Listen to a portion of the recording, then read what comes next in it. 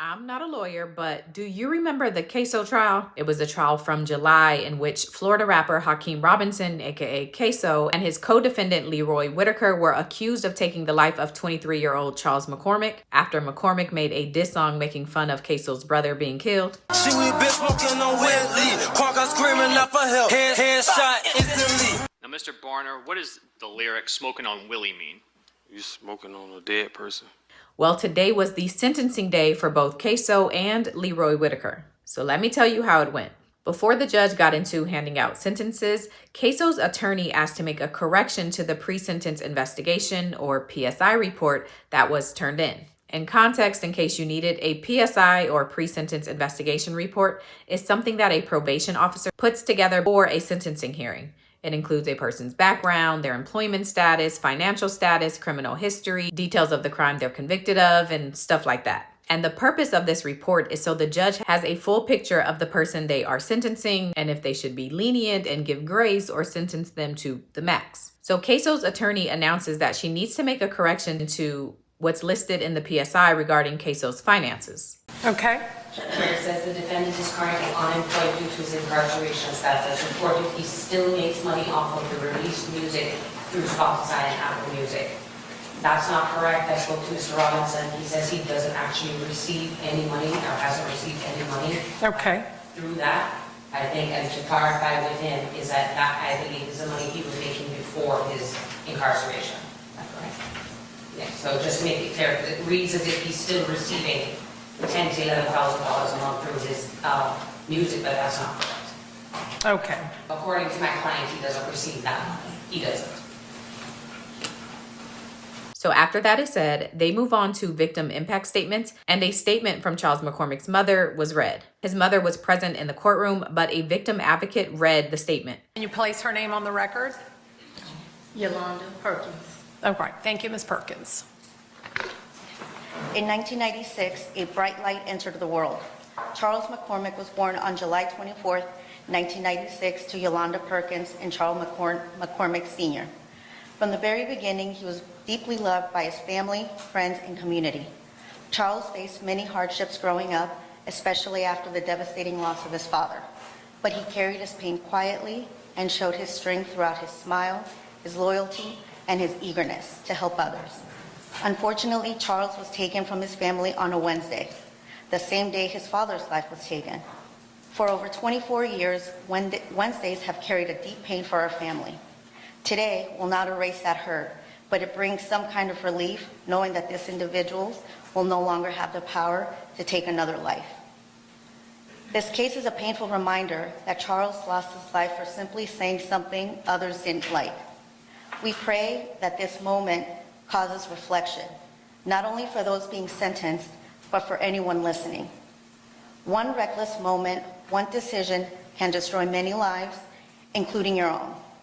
As a community, we must take a stand against music and messages that glorify real violence and the loss of innocent lives. Words and actions have power, and they shape the paths of young people.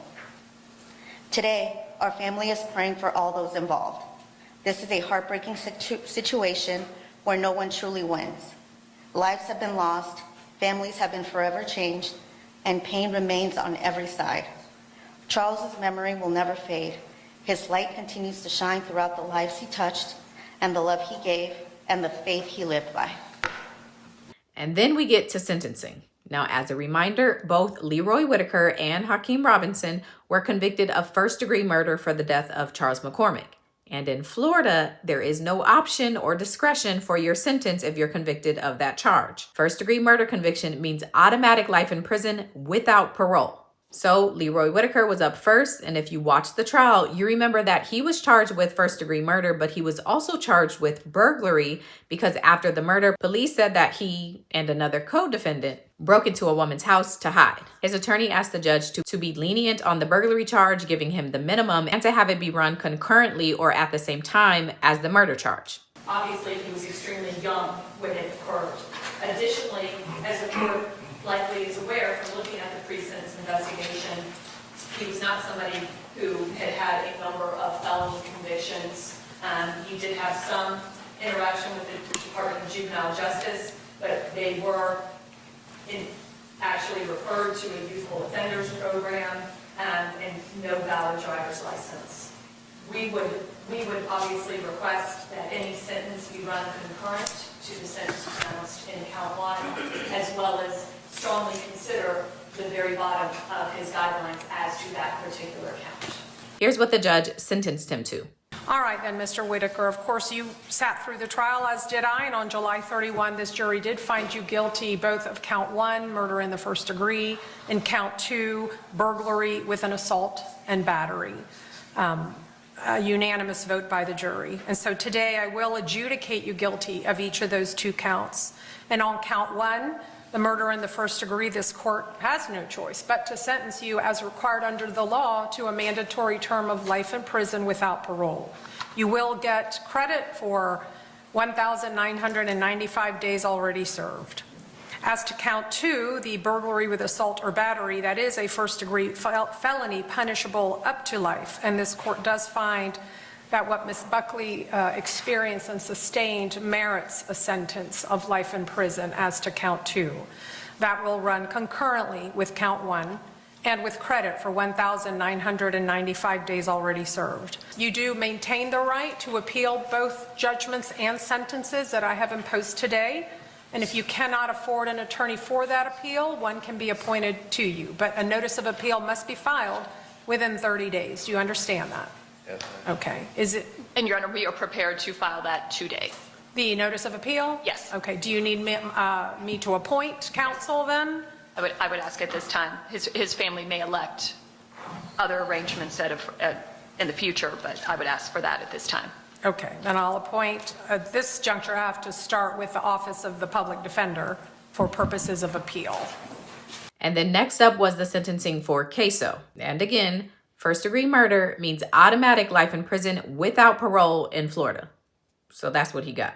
All right, Mr. Robinson, again, on July 31 of 2025, the jury found you guilty as charged in count 1 to murder in the first degree by unanimous verdict. And at this time, this court will then adjudicate you guilty of that offense and sentence you to the only lawful sentence that this court can impose, and that is mandatory life in prison without the eligibility for parole. You will have credit for 1,666 days of time already served.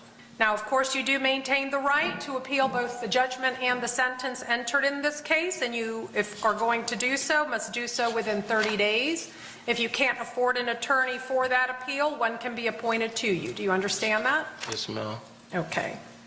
Are the parties requesting at this time appointment of counsel, or is he going to retain counsel for the appeal? Your Honor, at this time, he is going to be exercising his right to appeal, but at this time, we'd ask you to appoint counsel for appeal purposes. You will, of course, have advised him if he decides that to retain counsel, he can do so at any time. As you heard, both men plan to appeal. So maybe we hear more on this one or maybe not. We'll see.